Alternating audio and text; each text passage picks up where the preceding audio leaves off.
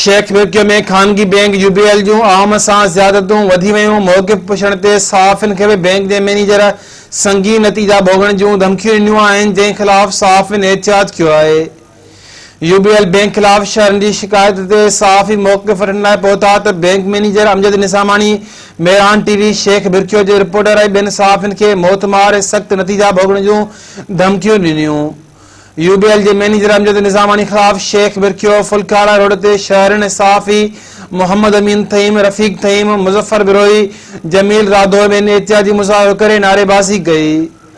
उन मौक़े ते सहाफ़ियुनि चयो त शहरनि जी शिकायत ते बैंक मैनेजर खां मौक़िफ़ वठण लाइ वियासीं त बैंक मैनेजर अमजद निसामानी चयो त सहाफ़ी केरु थींदा आहिनि सुवाल पुछण वारा। सहाफ़ियुनि खे एतिरी हिमत कीअं थी मूंखां मौक़िफ़ वठण जी।